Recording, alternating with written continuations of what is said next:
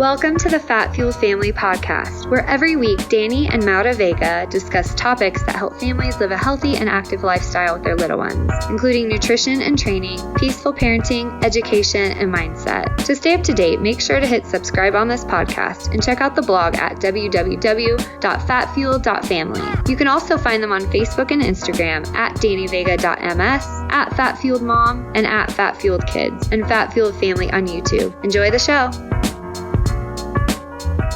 Everybody, I just wanted to take a quick break from our podcast to share something with you. So it's a new year, it's 2022, and if you've been paying attention, one of the things I've been talking about is this year, now that thankfully we have in-person events coming back, I'm going to be speaking on stage, and I'm really going to be focusing on two things, and that is community and accountability. All right, a lot of us have goals, and a lot of us are trying to hit our head against the walls and do the same thing we've done in the past, but here's something that I think a lot of people are missing. And in this new world that we're living in, things are different. A lot of people are not paying attention to the stress that they're going through. They're just trying to sweep it under the rug. And unfortunately, myself included, because I went through this, guys, we have a lot of unhealthy coping mechanism. And a lot of the time we are disconnected completely. This is why we started our Fat Fueled Physique group coaching. We've been getting really good feedback. Now, the good thing is that we have 3 different levels available. The basic membership will give you access to our True Coach app. And the cool thing about this is that every single workout with the exercises in it, you'll be able to see the videos attached to the exercises, so you'll never be lost on what to do. And these are custom workouts that you'll get monthly based on your monthly goals as they change. Now, the Plus is really great because the Plus will add custom meal plans and macros with macro changes every single week, even how to change your meal plan to adjust your macros. And now the VIP puts you in our VIP Telegram chat, and that also gives you access to our bi-weekly Zoom calls. We do different subjects every 2 weeks. We've covered everything from habit stacking to supplements. And so I just wanted to let you guys know about that. We'd love to have you. Make sure that you check it out, www.fatfueled.family/shop, and you'll see all the options there. Welcome to the Fat Fueled Family Podcast. I'm your host, and I'm joined by my fellow fangirl, Maura. How are you, my love? Yeah, because we're fangirling and fanboying over the person. I was like, who am I fangirling? Oh, I'm totally fangirling. Yeah, well, I'm not a fangirl. Like I said, we've been following this week's guest for over a decade, and we're super excited to have him. His name is Isaac Morehouse, and his personal mission is to make people free, starting with himself. Freedom is not only a political concept, though that is a major part of it. It begins within the mind.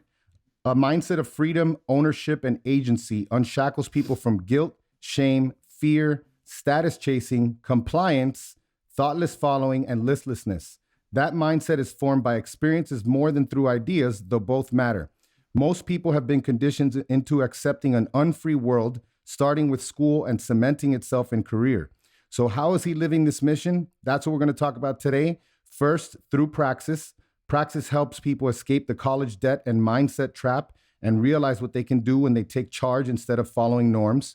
Secondly, Crash. Crash grew out of that as an effort to reach a much larger audience with a much smaller piece of the freedom puzzle. If we can help people realize just a little bit of the power they have at that crucial moment when they are trying to find a job, we can increase the freedom in the world. This episode is for anyone from the age of 12 to 80 and beyond. In other words, please listen and share this one because what we will talk about is so unique, and we got to get the word out on these topics now more than ever. Welcome to the show, Isaac Morehouse. Hey, thank you so much. That was a great bunch of information in that intro. I don't even know where you got that. Did I give that to you? First of all, we like to butter up our guests. Danny really does. Second of all, I got it on your personal blog. So thank the marketing people if it wasn't you. It was me. I write all my own stuff, but I write so much that I forget you forgot. I've written. So no, dude, I totally forgot what I've written too.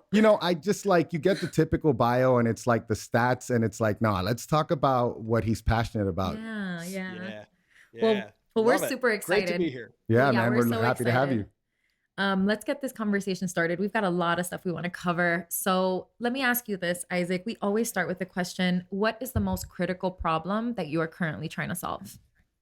It is helping people discover and do what makes them come alive. I feel like nothing breaks my heart more than when I see somebody who is not fully alive, who's kind of half asleep. And you see this all the time. I All mean, the you go to time. the store, you can tell the difference at the coffee shop or whatever. That employee who's got that spark, they're fully alive. They got a smile and they've got it, versus the one who's not. And like, and that, I think a lot of people have accepted that that's just what life is.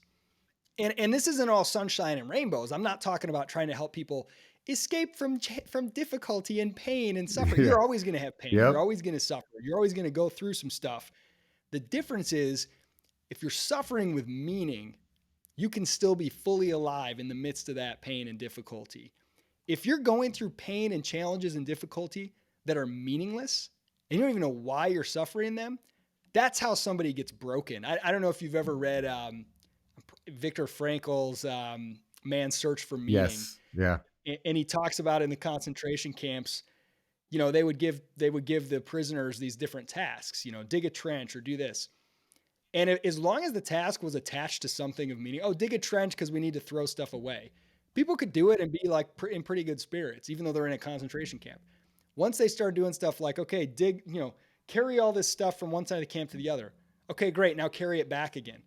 Totally meaningless task. That's when it broke people, right? And so it's not the suffering itself. It's not the pain that you endure. It's whether it's attached to anything meaningful. And so that's what I mean when I mean helping people come alive, helping them, no matter if it's difficult or not, if it's hard work or not, if it's challenges that they're going through or not, you're always going to have those. But can you still be alive in the process because it's connected to something meaningful? That's what I'm working on every day. We are on the same mission, man. We see it with children.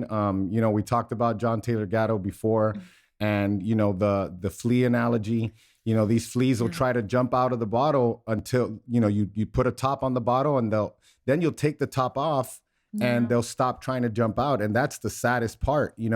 It's the same way, like even in the Bible when Moses took the Israelites out of Egypt, half of them were saying, let's go back to Egypt into slavery because at least we had meat to eat. And so it's like we want people and children most of all, that's our biggest thing, is to get out of that idea. Because like you said, there's always going to be a hard, but we've been told that, agrarian life, for example, is so it is hard work, but you put a seed in the ground and something grows and it gives you 20 more seeds. So there definitely is something to breaking out of this.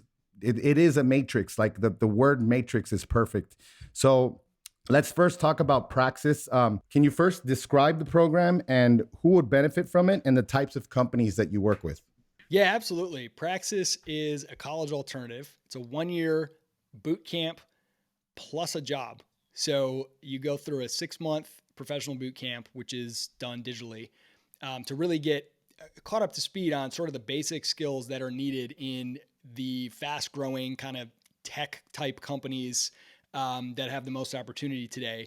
And then we place you at one of those companies where you're paid to work full time, and you're continuing to go through the program and have a personal coach from Praxis that's working with you and have the rest of the curriculum. And at the end of the program, you've earned more than you paid in tuition. So it actually there's a net zero cost. Amazing. And graduates, there's a 96% placement rate of getting hired full time at the end of the program, at an average of $56,000 a year. And these are students who are an average age of about 19 and a half. No college degree, no previous experience. They're getting jobs that say degree and 2 to 3 years of experience required on the job posting, and they're getting that job without either. So that's the basic idea of the program, is just to look, let's learn what's actually necessary to succeed in the workplace, and then let's place you as soon as possible in that real world context so you can learn by doing.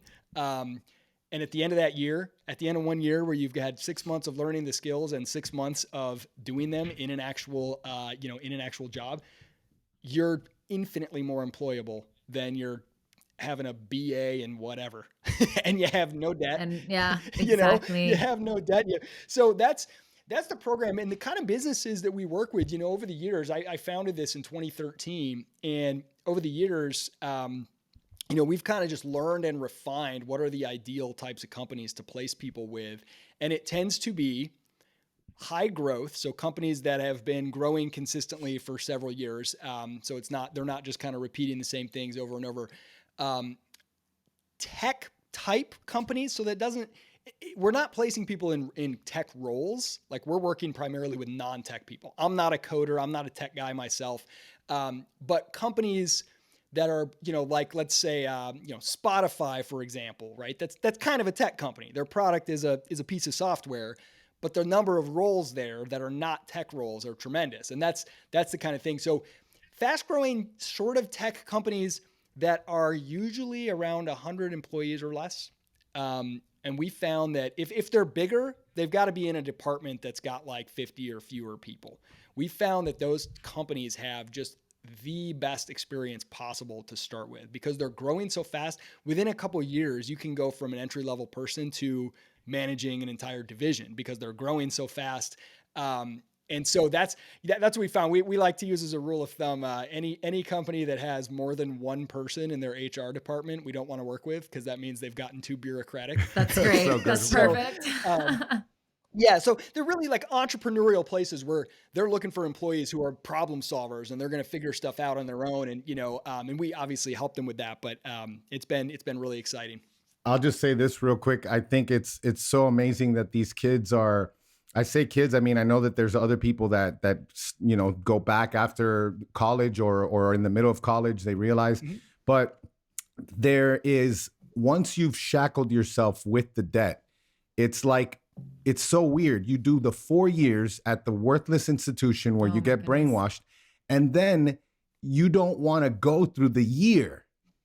Like, I'm sure you see that. It's like you've been so jaded and you got the debt, that now you're not willing. So what we want to do is, like, if you're a parent and you're hearing this, we want you to tell your kid about this. I told Isaac before we got in the air, if my boys want to go to college, they better have a business plan, how they're going to pay for it.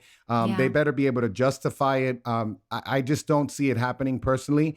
I'm already past that. The debt is so bad. Yeah. And not only the debt, just, I don't care where you go. I'm sorry. Like, I went to a place where they told me that, it was a marketplace of ideas.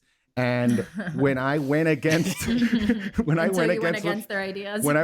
ideas, you could feel the vitriol in the markings on the papers, Yeah. It's a marketplace of ideas, kind of like, I love the old movie, The Blues Brothers. They go to this bar and the lady's like, look, he's like, what kind of music do you do here? She's like, oh, we do both kinds, country and Western. That's exactly. Kind of how it is at exactly the marketplace of ideas. Right? Perfect. Liberal and progressive. That's what we got for you. Perfect. But it's funny when you think about, when you said that business plan thing, that's such a great way to approach it with your kids. If you think about, if your kid came to you and said, hey, mom and dad, here's what I want to do. I want to go live in like a place with a bunch of kids who basically just drink and, get drunk all the time and hang out at football games and listen to some teachings from some people who are just complete idiots who are detached from the real world that has no value to me. And I don't even actually like the teachings at all. Yeah. And I don't really know why I'm doing this, but I just want to do it for like 4 or 5 years. And I want you to pay like $100,000 for it, or I'm going to go into $100,000 of debt for it, or $50,000. You'd be like, what is this? This isn't a plan. Why are you doing this? Right. But it's like, it's got this religious mystique about it. Oh, the college experience. And I always tell people, look, if you want anything other than the credential, if you want the classes, which almost nobody does, if you want the social experience, if you want the football games, you can get all that for free. Yeah. You can pick a college, move to the college town, and you can live there and you can go to all the games. You can go sit in on classes. No professor checks if you're current on tuition at the door. They don't. You can do all that. Nobody does that because that's not considered like acceptable. They all want that magic piece of paper that makes them feel that status. It's really a status thing. And people used to say it's a job. The reason you get the piece of paper is because it helps you get a job. Right. We've demonstrated hundreds of times over that that's not true. Even when it says degree required, they don't mean it. You can absolutely get that job, no problem, without a degree. Almost always, unless it's legally required.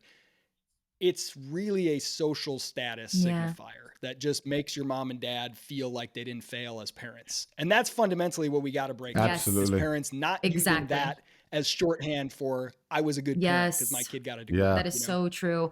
We're already on this topic, so my next question is pretty much, just more in depth. But can you share some of those statistics and on why college is such a racket?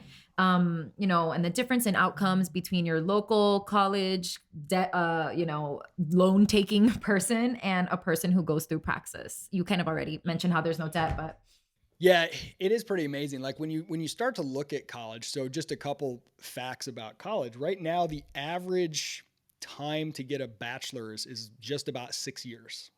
Okay, so people are taking almost 6 years to get a bachelor's. The average graduation rate is not very much over, it's like 60%.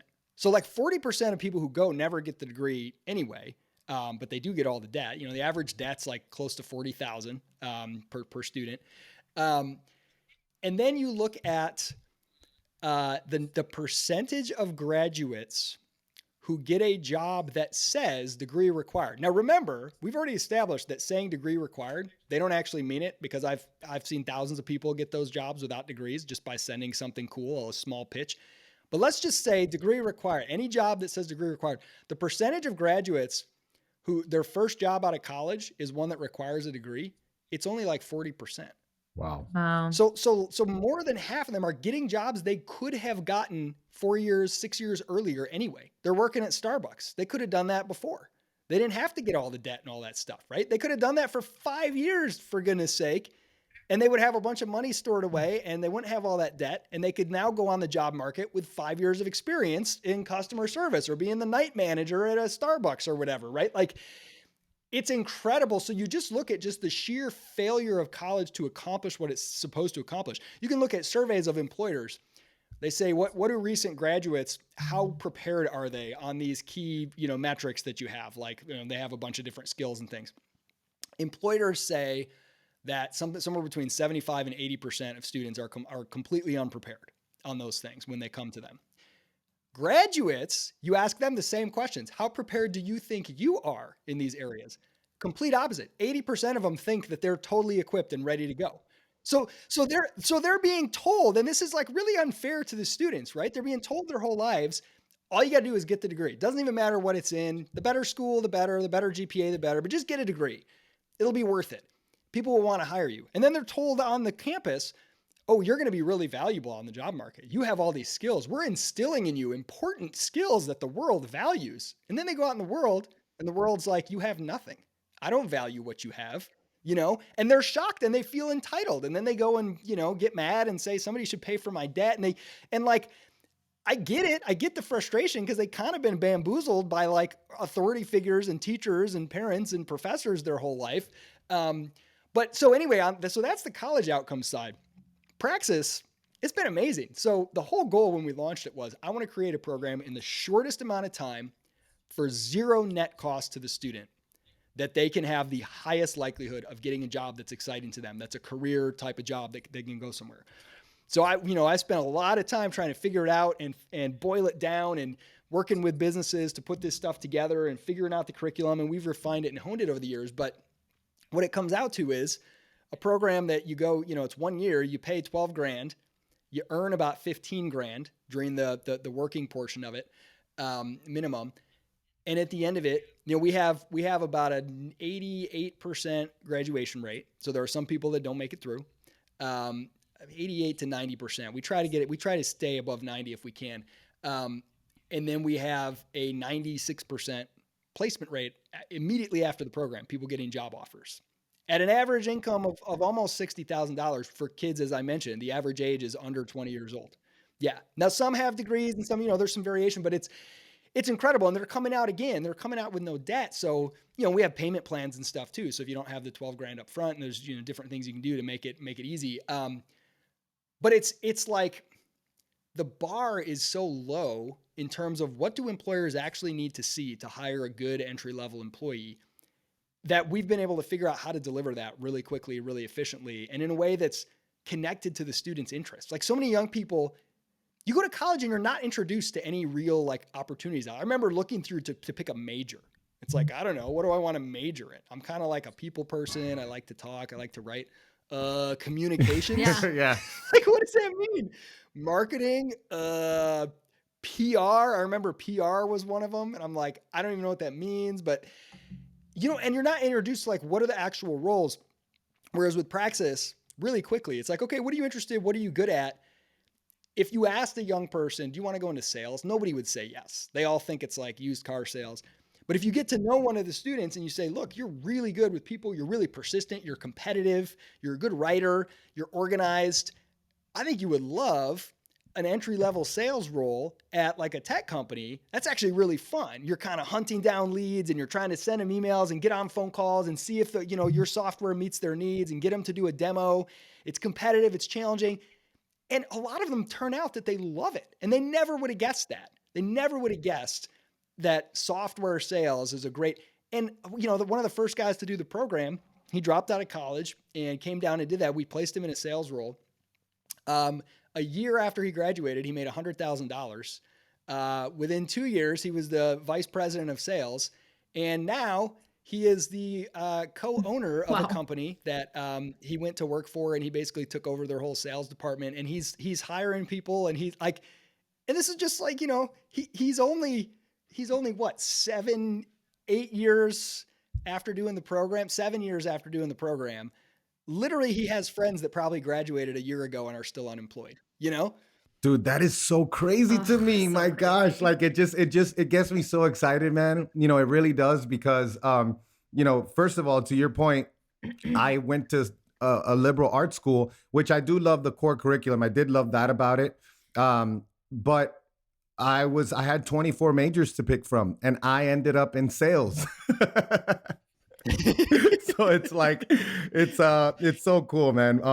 Well, why don't you, I guess. And that little aspect too, like, I think something that's missing, and I don't, it's probably it's on purpose, cause, it's like that, the counseling or like, that people need help with that. I run a team of a lot of girls and sometimes many of them, you'll ask them, okay, what is your why? What are you good at? What are the things that you're good at? And they don't even know. They have no idea. I'm like, well, what do people go to you for? What, it's like, people don't even know. They're not. That is the biggest thing, is that self-discovery. And it's, and it's a lifelong process, but starting it, asking those questions, okay, what am I not bad at? I don't even have to be really good at it. I'm not bad at it. I don't hate it, and other people value it. Right. What are the things that fit into that intersection? And most young people don't even know that there are jobs and careers that fit that. Like, they don't even know that this stuff exists. And so teasing that out, you guys do fitness stuff, so you would get this analogy. We tell people all the time, because they're like, well, if you don't need certain grades or whatever else to get into Praxis, why isn't everybody doing it, whatever? Well, besides the social status thing of college, the main thing is you got to have the motivation, and you got to be willing to put in the work, right? And we say it's like a fitness trainer for your career. And other people are like, well, couldn't I just do this on my own? It's like, yeah, you absolutely can. If you can do it on your own, go for it. Do it. It's like when people say that with fitness. I can get fit on my own. If you can, do it. And some people can. But fitness trainers exist for a reason, right? You got to bring the motivation.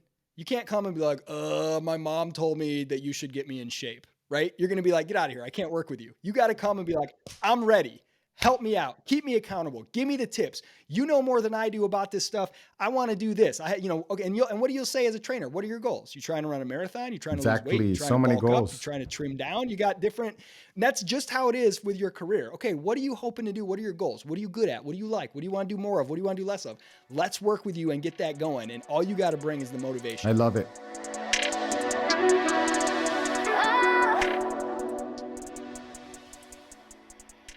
Hey guys, sorry to interrupt the show, but I just had to let you know about an awesome new company we're working with called Regenerative Pastures. Regenerative Pastures provides grass-fed meat directly to your door from ranchers who practice regenerative agriculture. This means that the meat you're buying is healthier for the environment because of the way the land and animals are managed to sequester carbon and promote healthy soil biology.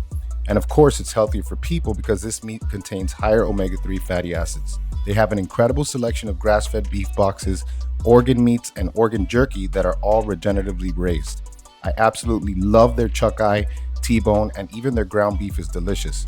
We just add some salt and pepper and it comes out delicious every single time. Supporting regenerative pastures directly supports ranchers financially, helps the environment, and ensures high-quality, delicious protein for us to eat. The best part is that when you use the code FATFUELED at checkout, you save a whopping 30% on their subscription box. So head over to regenerativepastures.com and use FATFUELED to save on your monthly beef box. All right, let's get back to the show.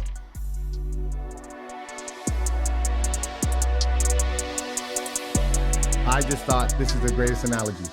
How many people do we see that stories from boomers, right? A lot of these people are boomers who started in the mailroom and went up, worked their way up.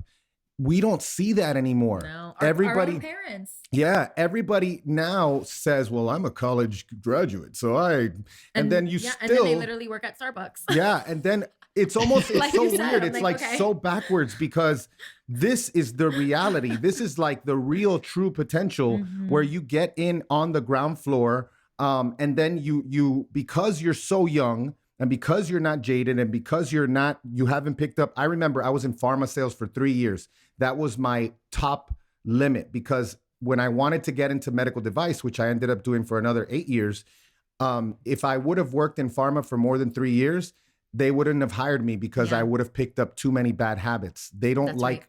So Yes. that is the potential that exists with the program like this. Get them in early. Obviously, it's always time to go back. If you're in this like dead end career thing, do this now. Even I'm telling you, it's still going to be better potential than what you're looking at. Everything out there, trust me, it's really, really bad right now, and we're seeing in my opinion, a huge increase in really a ton of like low entry, first level jobs. But a lot of people have priced themselves out, and for whatever reason. Right.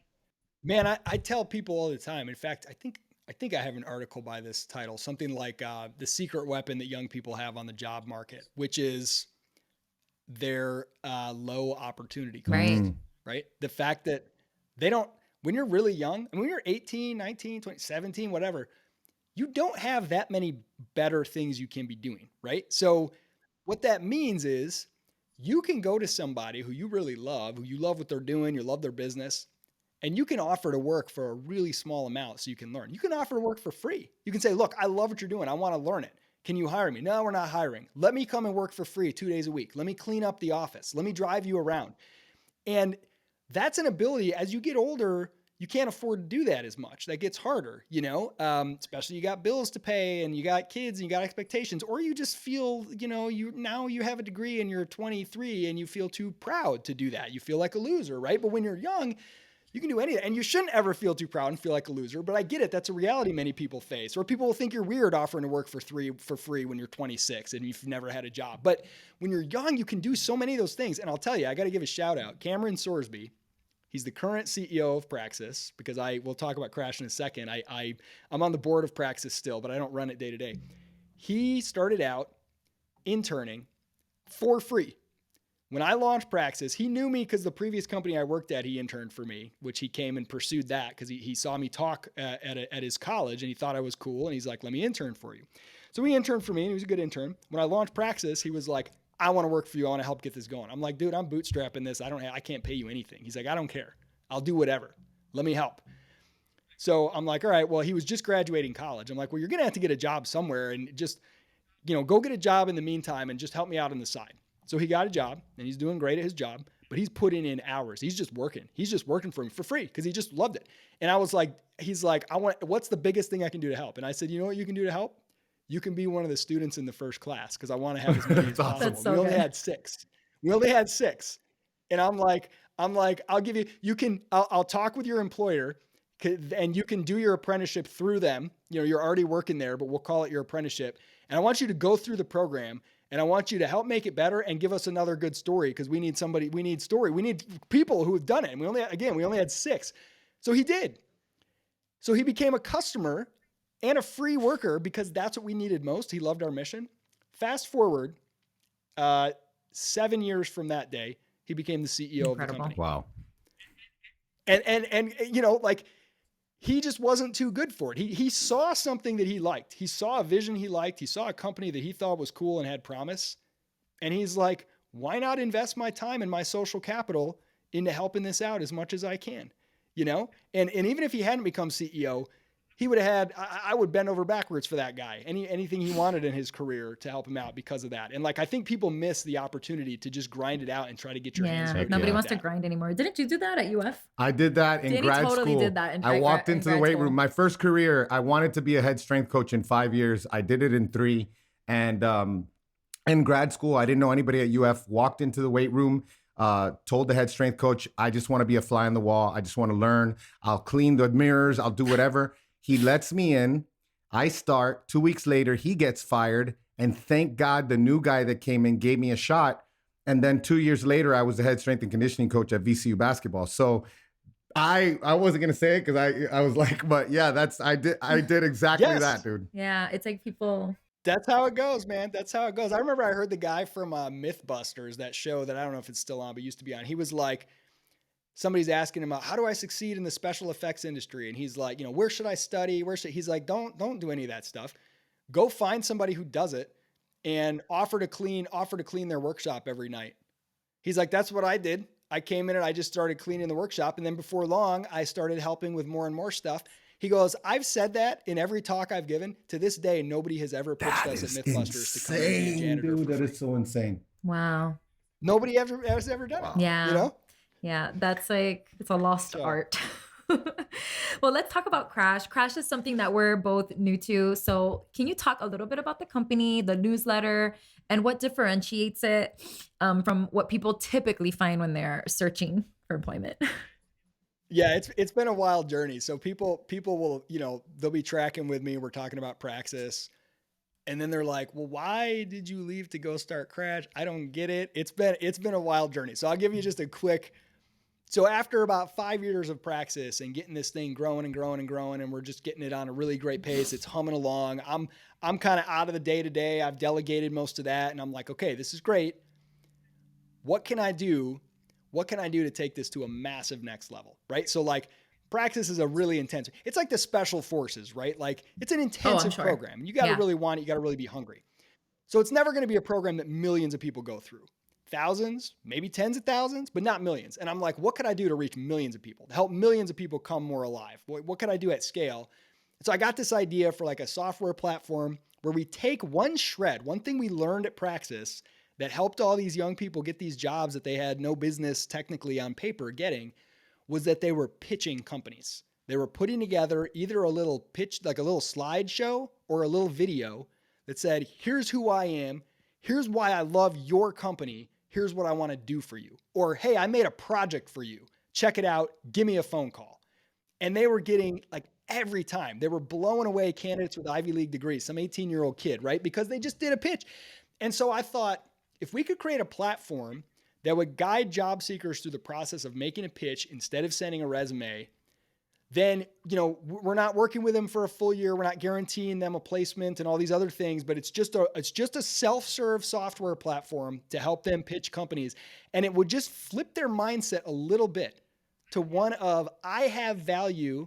I care about your company. I want to pitch my value to your company, right? That little switch, the results get different. People start to feel like they're in the driver's seat. They feel empowered. So that was the idea. I went out and raised some venture capital to do it. And originally it was going to be like an extension of Praxis, but it was just too different. It was too cumbersome. Praxis is essentially a service company. There's not like any unique software tools or whatever. There's a curriculum, but it's served up on like just a minimally designed interface. So we had to hire developers and all this stuff. So we split it off as a separate company, and I was running both of them for a while, and it was crazy. It was not, I'm trying to run this like tech startup with like Silicon Valley investor money and trying to run Praxis, and both were not getting what they deserved. So that's when I said, all right, Cameron, you're going to be the CEO of Praxis. We're going to split these completely into separate entities. As I said, like Praxis is still my baby. I'm on the board. I'm a big part of what they're doing. But I basically focused my attention on building Crash. And we've been through, it's been almost 3 years, so many different iterations of trying to help job seekers approach the job hunt this way. We had a guided course. We had a self-serve software platform. We had a We've made massive tools that were incredibly detailed. We've made really tiny things. We have tried so many things. And every time we just keep hitting this ceiling where like a reasonable number of people will use it every month and they get incredible results. Like 80% response rate to a pitch. You send a video pitch to a hiring manager, 80% of the time you get a response. 1 in 3 pitches gets a job offer. Compare that to 1 out of every 150 100%. resumes. Wow. Right? Like it's incredible, the results. But the number of people who are willing to go through those steps is relatively small. It's not large enough to make a large scale company the size that we need to make economic sense. So we've just been like, okay, trying every variation. Finally, we realized we tried basically delivering this, because what we're trying to do is package a mindset into a product. Right. We're trying to change your mindset through a product, which is very hard to do because we can't just tell you, do all these things. Here's a bunch of, instructions. We're trying to guide you through it. So what we found was about 6 months ago, we launched an email, a daily email, and it's a free email newsletter called the Daily Job Hunt. If you go to crash.co, you can sign up. And we're like, okay, we've got thousands of articles, hundreds of podcasts, dozens of career guides, a couple books. We have a couple courses. We've got all these products and software tools. We've got all the years of Praxis and Crash experience in this stuff, but people aren't ready to use it. Besides the people who are ready to go to something intense like Praxis, the general job-seeking audience, they're just not ready to take such a unique approach. It's easier to just go click apply 100 times every day and feel like you're doing something than it is to sit down, take 20 minutes to study a company and put together a little video and email it to them. That's scary to people. They don't want to do it.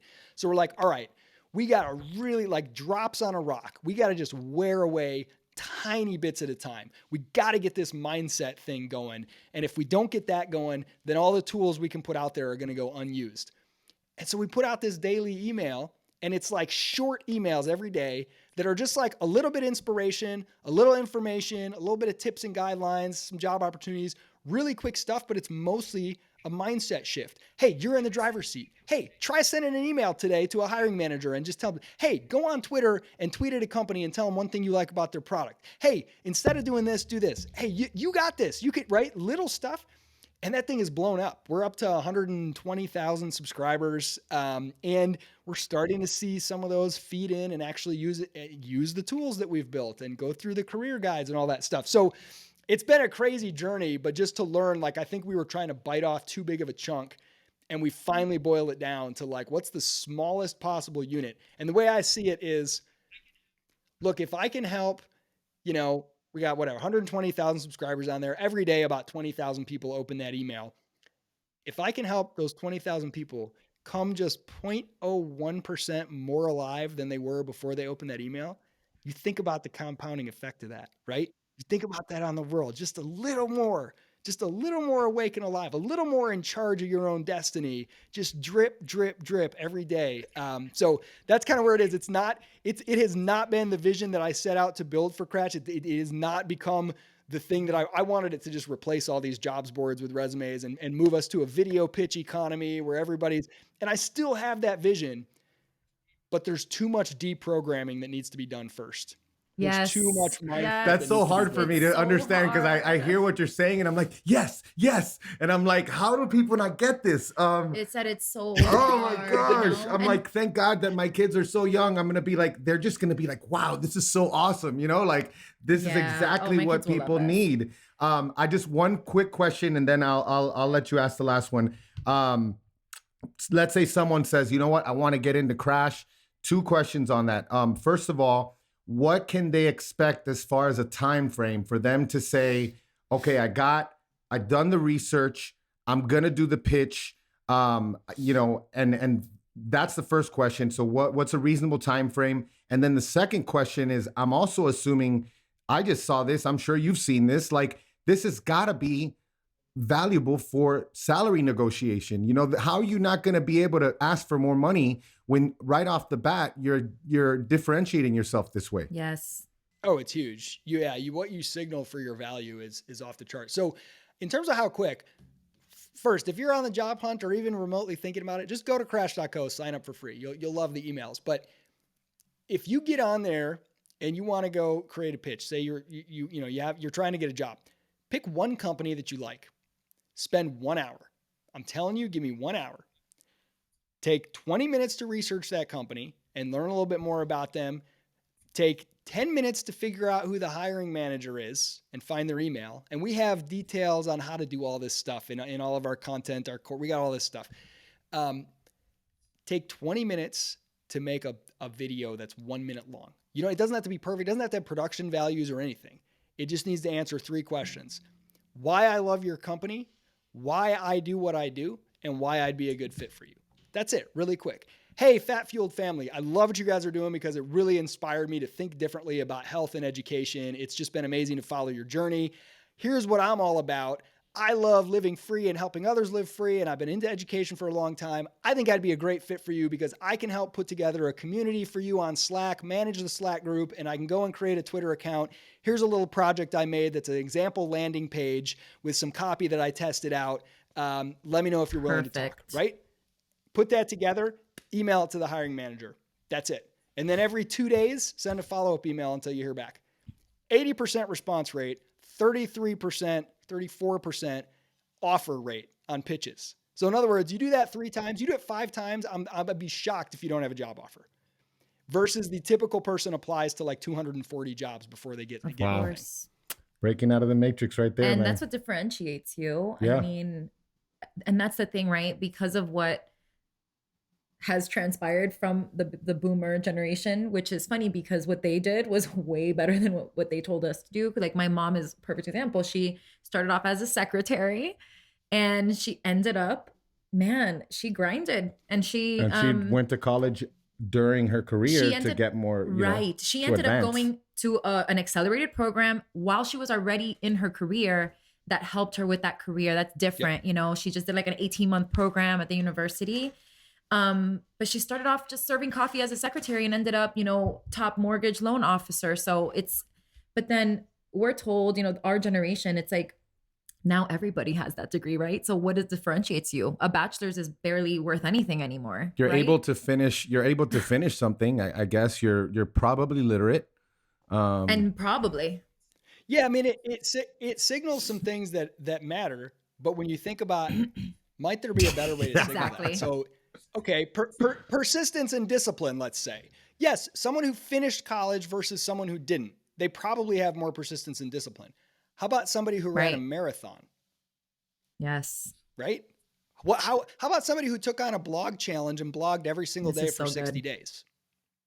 Those are stronger signals than going to college and finishing of persistence and discipline. And those are just examples. And you can come up with things for any of these. So, but yeah, I tell people all the time, like, do the job before you get the job, like make a little project or just offer, hey, how about we do a trial? Give me a 1 week free trial or throw one project my way. I'll do it for free. And then let's see if we like working together. And usually the company will come back and they usually won't do it for free. They usually say, well, let me pay you something at least. I don't want to feel like I'm taking advantage of you, right?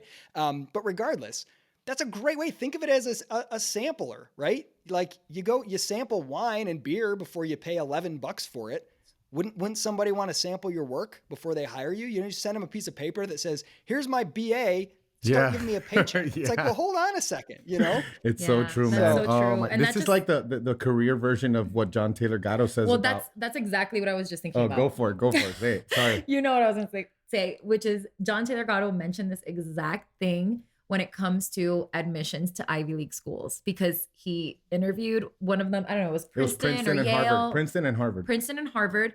And of course, at that point, what is a 4.0 good for? Everybody has it. Everybody took AP classes. Everybody aced their SAT. So they don't even look at that. They literally skip. They don't even look at your application and they go straight to your hobbies. And that's what they want to see. They want to see someone who rode cross country by themselves, or who ran marathons by themselves, or who did something, sailed, or who created their own sport. Yeah, one child created their own sport and competed in it and stuff like that. So yeah, I love this.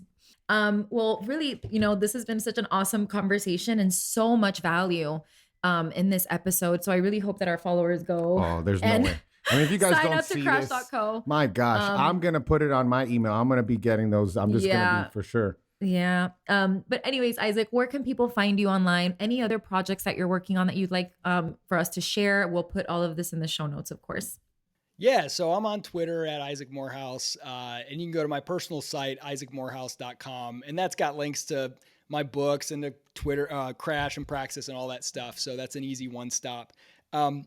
I am working on a couple other things, but they're not, they're kind of behind the scenes right now. So he's better than me. He's better than me. I'm the one who's like, she's always got to hold me back because I'm like, rule number one, never say what you're doing. Until you got somewhere to send them, you know, like if I don't got somewhere to send people. Tell people your next move until it's done. Yep. I know. I because he gets excited. I get so excited. So it's like under promise, over deliver. Yeah. You know, I want to tell people, and I do like to learn out loud. So often I will tell people in the process of doing a project, writing a book or whatever, you know, hey, here's the update. Here's what's, but I'm working on a couple things now that they'll, you know, hopefully sometime within 2022, there'll be some new stuff. So if you follow me on any of those channels. Awesome, man. Well, dude, it was such a pleasure talking to you, man. It was an honor. Yeah, you guys are on fire, man. This is a lot of fun. Appreciate so thanks for having me.